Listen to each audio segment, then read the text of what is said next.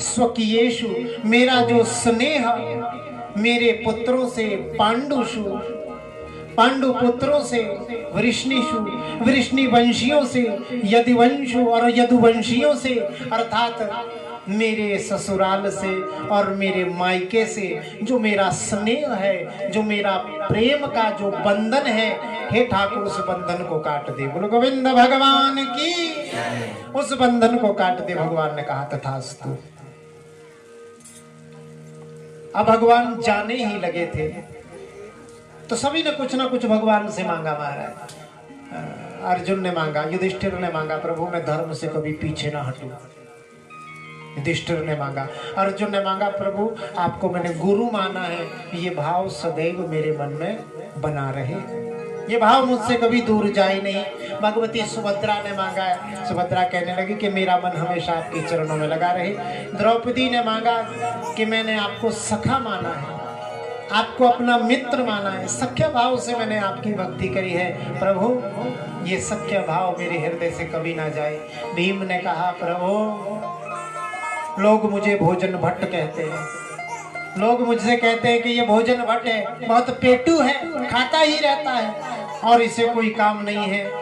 इसलिए प्रभु यदि कुछ देना ही चाहते हो तो खाते पीते सदैव आपका स्मरण होता रहे। महाराज बोलो गोविंद भगवान की। कहने का क्या तात्पर्य, और भगवान ने आशीर्वाद भी दिया। अर्थात भजन करने का मतलब ये नहीं कि बस बैठो और भजन करो। भजन का क्या मतलब है? भजन का तात्पर्य है चलते फिरते सोते जागते उठते बैठते हर समय भगवान का नाम होता रहे। और माताओं बहनों के लिए तो ये रामबाण औषधि है महाराज, इसको रोकने के लिए। किसको रोकने के लिए? हाँ, जीवा को। हमारे जीवन में बुरा नहीं मानना मेरी बात का, जीवन में, हमारे जीवन में याद रखना मेरी बात को, हमारे जीवन में जितना सुख आता है और जितना दुख आता है ज्यादातर इसी के कारण आता है। ये जीवी तो करामात करती है सारी महाराज। इसलिए जब झाड़ू दे रहे हो राम राम बोलते हो, भोजन बना रहे हो राम राम बोल रहे हैं। देखो बड़ा अच्छा सूत्र बताता हूँ आपको। सकारात्मक ऊर्जा यदि परिवार में फैलानी है, अच्छे विचार, तो याद रखना जो माताएं बहनें भोजन बनाती है ना, तो भोजन बनाते हुए जब भोजन बना रही हो तो उसमें कहना राम राम राम राम, हरे कृष्ण हरे कृष्ण। और भोजन बनाते हुए मंत्र क्या बोलना है? राम नाम और हरे कृष्ण। और साथ में कहना है प्रभु मैं भोजन बना रही हूँ, इस भोजन में अपनी कृपा डाल दो और आपकी कृपा से ये सारा परिवार मुझसे प्रेम करता है और मैं भी इस परिवार से बहुत प्रेम करती हूँ। हम सब परिवार में कभी लड़ाई नहीं होगी, कभी झगड़ा नहीं होगा, कभी कोई द्वेष भाव नहीं होगा। याद रखना ये मंत्र आपको ऐसा काम करेगा, जितना आप सकारात्मक ऊर्जा अपने हर कार्य में डालोगे उतनी सकारात्मकता आपके परिवार में, आपके संबंधों में, आपके आपसी प्रेम भाव में आएगा। बोलो गोविंद भगवान की। ऐसे ही भगवती बड़े भाव के साथ भीमसेन ने मांगा कि प्रभु खाते पीते सदैव आपका स्मरण होता रहे। तो भगवान ने अब जाने का विचार त्याग दिया और भगवान हस्तिनापुर में ही रुक गए। हस्तिनापुर में समय बीतता रहा। कोई कहता है कि भगवान मेरे कहने पर रुके हैं, उत्तरा कहती है कि मैंने भगवान की स्तुति की थी तो भगवान मेरे कहने पर रुके हैं। भीमसेन कहते हैं कि नहीं भगवान मेरे कहने पर रुके हैं। युधिष्ठिर कहता है नहीं भगवान श्री कृष्ण मेरा सम्मान करते हैं इसलिए रुके हैं। सब आप अपने भाव से कहने लगे कि भगवान मेरे कहने पर रुके, मेरे कहने पर रुके, लेकिन कोई नहीं जानता कि भगवान न कभी किसी के कहने पर रुकते हैं न किसी के कहने पर जाते हैं। उनकी जब इच्छा होती है, उनकी जब मर्जी होती है, भगवान रुकते हैं और भगवान जाते हैं। लेकिन भगवान तो केवल और केवल अपने परम भक्त पितामह भीष्म का मरण सुधारने के लिए रुके हैं महाराज। बोलो गोविंद भगवान की। देखो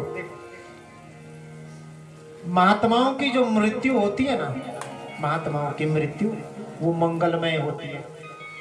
कैसी होती है? मंगलमय। हमारी और आपकी, आपका जो होता है वो मृत्यु होती है। संतों का जन्म, हमारा और संतों का जन्म साधारण होता है। जैसे हम जन्म लेते हैं वैसे ही संत भी जन्म लेते हैं, परंतु संतों की जो मृत्यु होती है ना वो मंगलमय होती है। हमारा क्या बनता है बोलो? वार्षिक चमरखा होता है हमारा, द्विवार्षिक, त्रैवार्षिक, चतुर्वार्षिक होता है। संतों का क्या होता है? संतों की होती है पुण्यतिथि, होती है ना कि आज क्या है, फलाने महाराज की पुण्य तिथि है। और हमारे क्या कहते हैं, हमारे अगर अकाल तिथि, हमारे कहते हैं अकाल तिथि या श्राद्ध कहते हैं। संतों का ना श्राद्ध होता है ना अकाल तिथि होती है, संतों की तो पुण्य तिथि होती है महाराज। भगवान वहां ठहर गए हस्तिनापुर में, परंतु जैसे ही युधिष्ठिर जी महाराज का राज्याभिषेक हुआ तो युधिष्ठिर जी महाराज गहरे मोहपाश में बंध गए। वो सोचने लगे कि मेरे कारण इतना बड़ा युद्ध हुआ। युधिष्ठिर जी सोचने लगे कि मेरे कारण इतना बड़ा युद्ध हुआ और मेरे कारण ही इतनी माताएं बहनें विधवा हुई। क्या इस आसन के लिए मैंने इतने लोगों को मार दिया? ऐसा वर्णन आता है महाभारत के युद्ध के बाद कोई जवान बच्चा ही नहीं मारा, बूढ़े और बच्चे ही बचे, ऐसा भयानक है। तो युधिष्ठिर जी महाराज को बड़ी ग्लानि हुई मन में। भगवान श्री कृष्ण समझाने का प्रयास करते लेकिन समझते नहीं, सब समझाने का प्रयास करते लेकिन समझते नहीं। भगवान ने सोचा कि अभी भी बड़े भैया का मुझ में स्नेह है, अभी भी बड़े भैया का मुझ में प्रेम है, इसलिए मेरी बात इनके हृदय पटल पर बैठ नहीं रही। तो मेरे भैया, बड़े भैया को समझाने वाला भी कोई बड़ा ही होना चाहिए, अर्थात दाढ़ी वाला होना चाहिए। बोलो गोविंद भगवान की। कैसा होना चाहिए? तो पितामह भीष्म का मरण सुधारने के लिए आज भगवान श्री कृष्ण ने कहा, बड़े भैया अब जो सूर्यवंशी अर्थात वो सूर्यवंश का, वो भरत वंश का सूर्य अब जल्दी ही अस्त होने वाला है भैया, जल्दी शीघ्र जाकर उनका दर्शन करते हैं। बोले कौन? बोले पितामह भीष्म। आज भगवान श्री कृष्ण पांचों पांडवों, माता कुंती, द्रौपदी आदि को लेकर युद्ध क्षेत्र में उस स्थान पर, कुरुक्षेत्र के उस स्थान पर पहुंचे जहां भीष्म शयाने शर पंजराना, पितामह भीष्म शर की शैया पर लेटे हुए हैं महाराज। अच्छा, बड़ा प्यारा भाव है, देखो कितना प्यारा भाव है। पितामह भीष्म शर की शैया पर लेटे हुए हैं, उनको इच्छा मृत्यु का वरदान है भाई जी। उनके पिता शांतनु ने उनको वरदान दे रखा है कि बेटा जब तक तू चाहेगा तब तक जिएगा, तेरी इच्छा के बिना तेरे पास मृत्यु नहीं आ सकेगी। पितामह भीष्म चाहते तो मृत्यु को प्राप्त ग्रहण कर सकते थे, युद्ध भी समाप्त हो गया था, ग्रहण कर सकते थे। क्यों ग्रहण नहीं किया? क्यों? क्योंकि उन्होंने भगवान श्री कृष्ण को वचनबद्ध कर रखा था। सुन रखिए कथा, कैसे वचनबद्ध किया था? सुनो प्रेम से जयकारा लगाओ, निद्रा देवी भागे। बोलो गोविंद भगवान की। वचनबद्ध कर रखा था। एक बार जब भयानक युद्ध हो रहा था ना, युद्ध में दुर्योधन आया पितामह के पास, पितामह मुझे नहीं लगता कि आप युद्ध करना चाहते हैं, आप पांडवों के साथ हैं।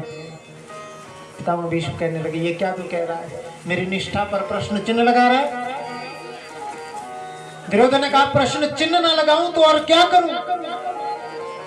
इतने दिन हो गए, मेरे इतने भाई मर गए, लेकिन पांडवों में से भी एक भी नहीं मरा। एक भी मर जाता ना तो आपकी इस निष्ठा पर प्रश्न चिन्ह नहीं लगता। पितामह भीष्म ने कह दिया, ठीक है, आज रात्रि को ठीक 12 बजे जब मैं अपने भगवान का भजन करने रहूं, समाधिस्थ अवस्था में रहूं, अपनी पत्नी भानुमति को मेरे पास भेज देना, मैं उसको अखंड सौभाग्यवती होने का वरदान दूंगा। और जब ऐसा वरदान दिया, इस दिन का युद्ध जब समाप्त हुआ, नाद घोष हो गया। दुर्योधन ने कहा भानुमति से, भानुमति शीघ्र जाओ, रात्रि में 12 बजे चले जाना, पितामह के कक्ष में चली जाना, उनको प्रणाम करना और आशीर्वाद लेकर लौटाना। आज दुर्योधन ने व्यवस्था कर दी, पितामह भीष्म के शिविर के बाहर सेना का पहरा लगा दिया और आज्ञा दे दी कि कोई भी पुरुष पितामह भीष्म के कक्ष की ओर जाएगा नहीं। केवल मेरी पत्नी आज पितामह के पास जाएंगी, क्योंकि पितामह ने आशीर्वाद देने का वचन दे रखा है, आशीर्वाद देने का वचन दे रखा था।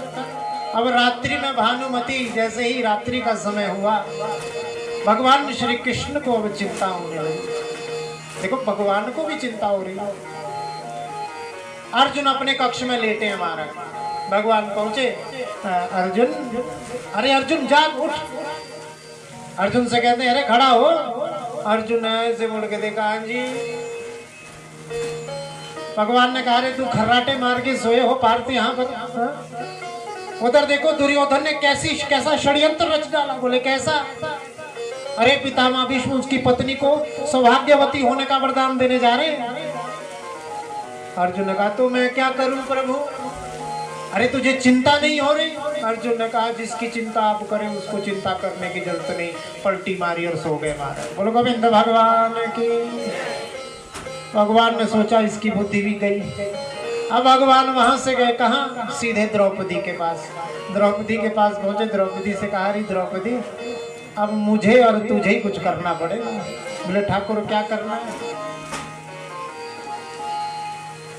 बोले मैं बताऊंगा वैसा करना। बोले ठीक है, ऐसा करना कि हाथ भरे का घूंघट ओढ़ लेना। समझ रहे हो बात? इतना घूंघट ओढ़ लेना जो तेरी चेहरा कोई देख ना सके, तुझे कोई पहचान ना सके। बाकी व्यवस्था मुझ पर छोड़ दे। रात को ठीक 12 बजे पितामह के पास चली जाना और उन्हें प्रणाम करना और उनसे आशीर्वाद ले लेना। बोले ठीक है, लेकिन भानुमति, बोलो उसकी चिंता मत करो, वो मैं संभाल लूंगा। और रात को जैसी भानुमति पितामह की ओर जाने लगी, कक्ष की ओर जाने लगी, पितामह ने वैसे ही भगवान श्री कृष्ण ने आदमी भानुमति को रोक लिया। बोलो गोविंद भगवान की। महाराज भगवान कृष्ण की मुस्कान ही ऐसी है महाराज कि हल्का फुल्का तो महाराज पागल हो सकता है। ऐसे ही भानुमति के पास पहुंची। भानुमति के पास पहुंचे, जैसे भानुमति ने गोविंद के चेहरे की ओर देखा, ठाकुर जी धीरे से मुस्कुरा दिए। बोलो गोविंद भगवान की।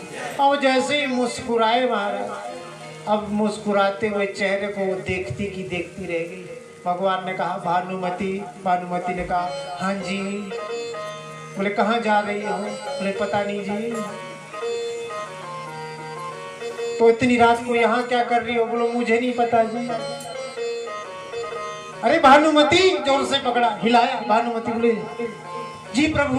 बोले कहाँ जा रही हो? बोले पितामह के पास। बोले आधी रात को? बोले हाँ जी। क्यों? स्वामी का आदेश है। अरे पागल हो गई है क्या? आधी रात को जाएगी कोई पितामह के कक्ष में? तेरी मति भ्रष्ट हो गई है क्या? बोले क्या करूं? पतिदेव की आज्ञा है। पतिदेव की आज्ञा का पालन करना मैं नहीं कह रहा, पर सुबह ब्रह्म मुहूर्त में जाना। आधी रात को जाकर क्या करेंगे? अभी पितामह बेचारे विश्राम कर रहे होंगे, अपनी समाधि में होंगे, अपने भजन में होंगे। उनको परेशान करना ठीक नहीं। सुबह ब्रह्म मुहूर्त में चली जाना। नहीं प्रभु, मेरे पतिदेव ने कहा है। और जैसे कहा कि मेरे पतिदेव ने कहा, ठाकुर जी फिर मुस्कुरा दिए। और जैसे ललित कलित ठाकुर की मुस्कान देखी, सोई मुस्कुराते हुए ऐसे देखा भानुमति ने। भगवान ने कहा भानुमति। बोले जी मैंने क्या कहा? बोलो समझ गई। और भानुमति वहां से वापस अपने कक्ष की ओर चली गई। इधर जैसी आज्ञा भगवान ने द्रौपदी को प्रदान की थी, और द्रौपदी को जैसी आज्ञा प्रदान की थी, द्रौपदी पितामह के कक्ष की ओर जाने लगी। कक्ष में जैसे ही प्रवेश किया, ध्यान मुद्रा में बैठे पितामह को देखा। जैसे ही चरणों में प्रणाम किया, चरणों में प्रणाम करते ही आज द्रौपदी ने कहा पितामह प्रणाम। जैसे ही कहा प्रणाम तो बदल गया सारा परिणाम, और पितामह ने कह दिया अखंड सौभाग्यवती भव, तेरा सौभाग्य सदैव अखंड रहे। जैसे ये कहा, द्रौपदी ने कहा पितामह आपका आशीर्वाद क्या सत्य सिद्ध होगा? पितामह ने कहा अरे पुत्री, भगवान की कृपा से, गोविंद की कृपा से और मेरे पिता की कृपा से और मेरी माँ गंगा की कृपा से, गंगा को साक्षी करके मैं तुझे वरदान देता हूँ, गंगा को साक्षी करते हुए मैं तुझे आशीर्वाद देता हूँ कि तू सदा सौभाग्यवती रहेगी। और जैसे ये कहा सोई महाराज द्रौपदी ने अपने घूंघट को हटाया और जैसे ही पितामह भीष्म ने द्रौपदी की ओर देखा, द्रौपदी से तो कुछ नहीं कहा, द्रौपदी से केवल और केवल इतना कहा कि द्रौपदी तू अपनी बुद्धि से नहीं आ सकती, बताओ वो टेढ़ी टांग वाला कहाँ है? बोलो गोविंद भगवान की, बताओ वो ठाकुर कहाँ है? बोले आपके शिविर के बाहर खड़े हैं। आज पितामह नंगे पैर दौड़े महाराज, नंगे पैर दौड़े और दौड़ते हुए भगवान के सामने हाथ जोड़ लिए। भगवान श्री कृष्ण भी पितामह के सामने हाथ जोड़ते हुए, इससे पहले के पितामह भीष्म प्रणाम करते, मेरे ठाकुर ने कह दिया पितामह प्रणाम। पितामह ने कहा वाह ठाकुर तेरी लीला, क्या बात है, जिस पर तुझे कृपा करनी हो उसे कोई रोक नहीं सकता, ना ही उसे कोई टोक सकता है। हे ठाकुर तेरी ये कृपा जैसी पांडवों के ऊपर है, वैसी ही कृपा हे ठाकुर मुझ पर भी बनाए रखना, मुझे एक आशीर्वाद देता जा। भगवान ने कहा पितामह कहिए आप क्या कहना चाहते हैं? तो आज पितामह ने मांगा, क्या मांगा के कृष्ण त्वदीयं पद पंजरांते आद्य में विशति मानस राजहंसा के प्राण प्रयाण समये कफवात पित्ते कंठावरोधन विधौ स्मरणम कुतस्तः। के हे ठाकुर ये मेरा मन सदैव तेरे चरणों में लगा रहे हैं, अंत समय में क्या पता मैं तेरा नाम ले पाऊं, अंत समय में क्या पता मैं तेरा नाम ना ले पाऊं। वात पित्त कफ से ये कंठ घुरघुराता हुआ आएगा, घुरघुराता हुआ रहेगा, क्या पता मेरे मुख से अंत समय में तेरा नाम ना निकले। इसलिए हे गोविंद अंत समय में यदि तेरा नाम ना ले पाऊं तो अंत समय में मेरा मरण सुधारने तू अवश्य आ जाना। बोलो गोविंद भगवान की। और आज पितामह के इस दिए हुए इसी वचन को पूर्ण करने के लिए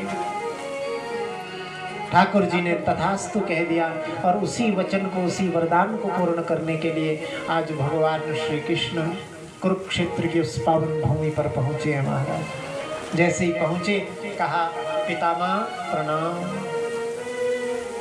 सभी ने प्रणाम किया पितामह का। भगवान श्री कृष्ण ने कहा कि ठाकुर ये आपके पौत्र युधिष्ठिर ये गहरे मोहपाश में बंध गए हैं, इन्हें लगता है कि इनके ही कारण युद्ध हुआ है, इन्हीं यही अपने आप को कारण समझते हैं। आप इन्हें कुछ ज्ञान दीजिए, इनको कुछ शिक्षा दीजिए।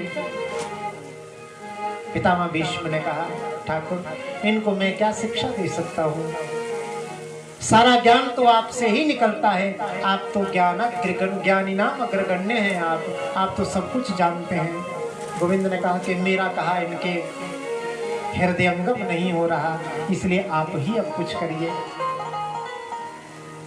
पितामह भीष्म ने कहा ठीक है ठाकुर जैसी आपकी आज्ञा है। तो ऐसा वर्णन आता है महाभारत में भीष्म गीता के नाम पर।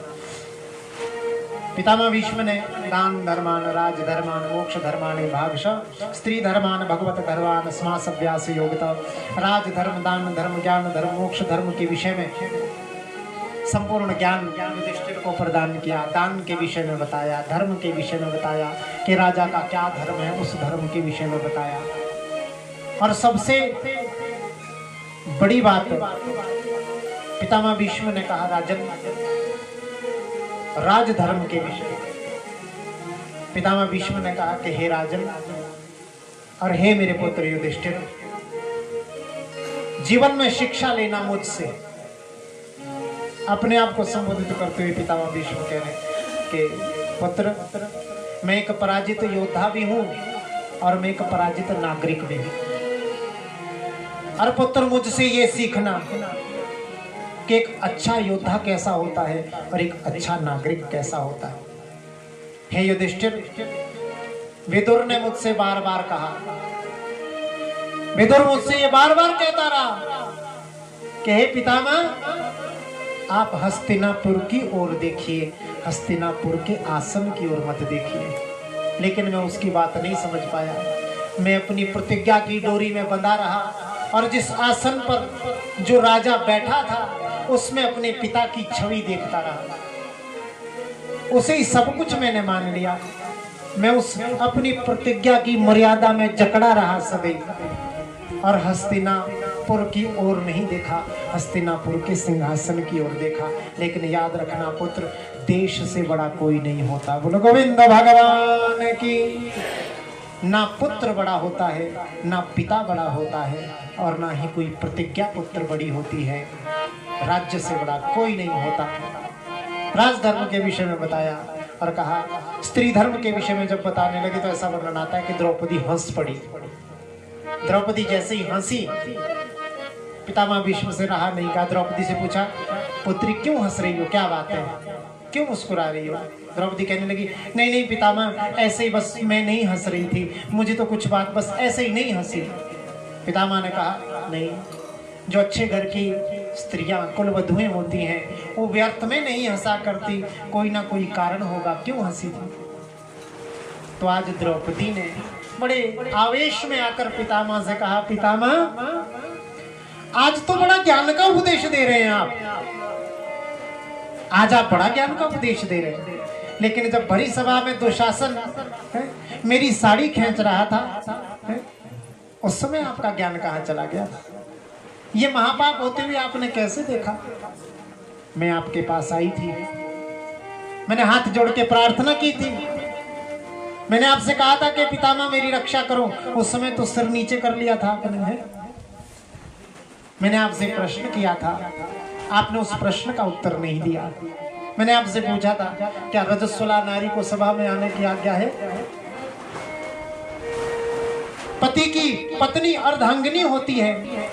मुझसे पहले महाराज युधिष्ठिर अपने आप को जुए में हार चुके थे, तो क्या एक दास को अधिकार है कि वो एक रानी को जुए में हार जाए? एक तरफ तो कहते हैं कि पत्नी पति का आधा अंग होती है, तो जब पति अपने आप को हार चुके थे तो मुझे उन्हें दांव पर लगाने की क्या आवश्यकता थी? लेकिन आपने सिर नीचे कर लिया था, आपने मेरी रक्षा नहीं की। आज आप बड़ा ज्ञान का उपदेश दे रहे हैं। पितामह भीष्म कहने लगे, पुत्री क्या बात है, जानती हो 54 दिनों से शर की शैया पर पड़ा हूं।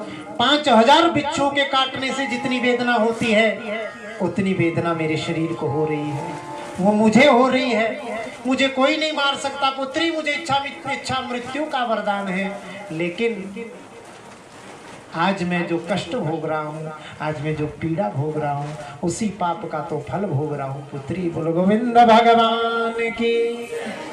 लेकिन पुत्री अब मेरी देह शुद्ध हो गई, अब मेरी बुद्धि भी शुद्ध हो गई। दुर्योधन के खाए हुए दूषित अन्न भी मेरे शरीर से रक्त के रूप में बाहर निकल गया, सब कुछ निकल गया पुत्री। मेरा पाप भी, मेरा शाप भी और मेरा ताप भी। बोलो गोविंद भगवान की। आज द्रौपदी ने हाथ जोड़कर पितामह से क्षमा याचना की कि प्रभु मुझे क्षमा कर दीजिए पितामह। द्रौपदी ने भी क्षमा मांगी, पितामह ने आशीर्वाद दिया। आशीर्वाद देने के पश्चात युधिष्ठिर की ओर देखा। युधिष्ठिर पुत्र, तुम्हारे शोक का कारण एक है कि तुमने भगवान कृष्ण को अपना सुहृदय माना है। तुमने कृष्ण को सुहृदय माना है। तुमने ये माना है कि तुम्हारे मामा जी का बेटा है, तुमने माना है कि तुम्हारा छोटा भाई है, लेकिन वास्तव में न ये किसी का पुत्र है, न ये किसी का भाई है। ये तो साक्षात पार ब्रह्म परमेश्वर है। तुमने इसे अपना प्रेमी नहीं माना। इसलिए हे युधिष्ठिर, यदि अपने शोक को दूर करना चाहते हो तो इसे अपना प्रेमी मानो। बोलो गोविंद भगवान की। प्रेमा भक्ति का वरदान दिया। वृंदावन में एक संप्रदाय है, उस संप्रदाय का नाम है सखी संप्रदाय। उस संप्रदाय में जो पुरुष है ना, वो भी अपने आप को महिला ही मानते हैं। उस संप्रदाय में जो पुरुष हैं वो भी अपने आप को महिला ही मानते हैं और महिलाओं जैसा वेशभूषा धारण करते हैं। वो ये मानते हैं कि परम पुरुष तो केवल कृष्ण हैं, बाकी सब उसकी सखियां हैं। महाराज बोलो गोविंद भगवान की। वृंदावन में एक नास्तिक आया और उसी सखी से पूछ लिया, उस सखी से ही कह दिया, कहा किस पाषाण की पूजा करती हूँ, एक पत्थर को पूजती हूँ। तो उस सखी ने कहा कि सखी इसको पाषाण न कहना कि मैंने अपने प्राण दिए हैं, कि सखी इसको पाषाण न कहना मैंने अपने प्राण दिए हैं, कि सखी इसको निष्प्राण न कहना। क्यों? क्योंकि इसको मैंने अपने प्राण दिए हैं।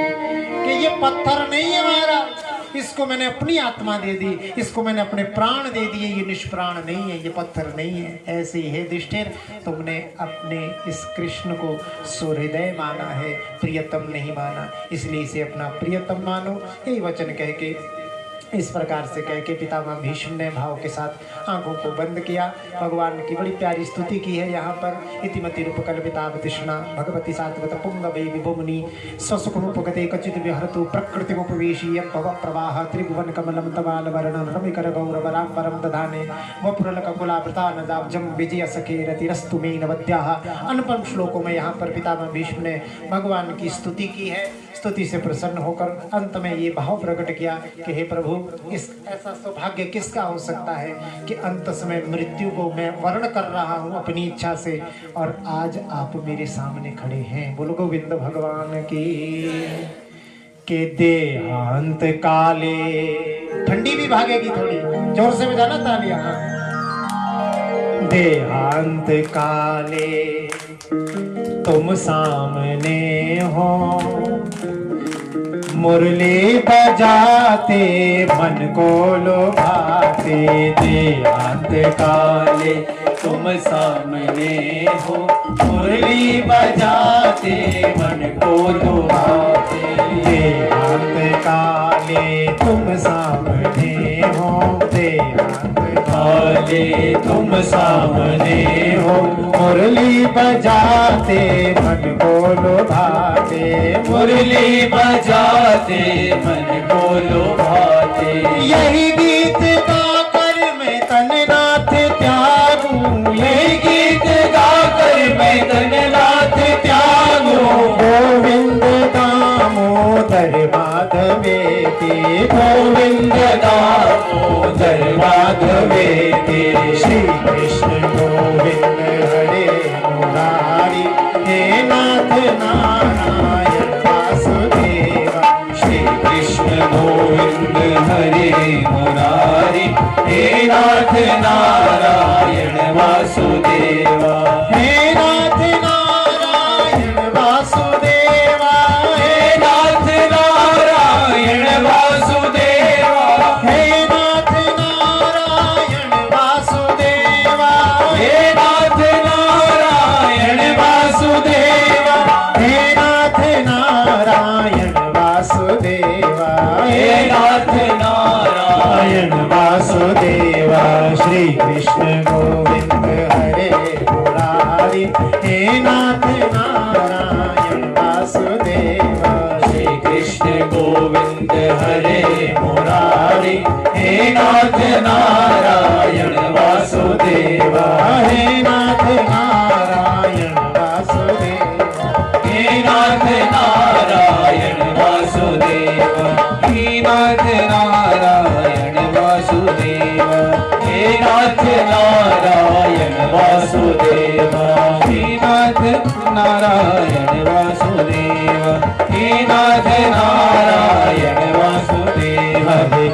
हरे कृष्णा कृष्ण कृष्ण हरे हरे, हरे कृष्णा कृष्ण कृष्ण हरे हरे। हरे रामा राम राम हरे हरे।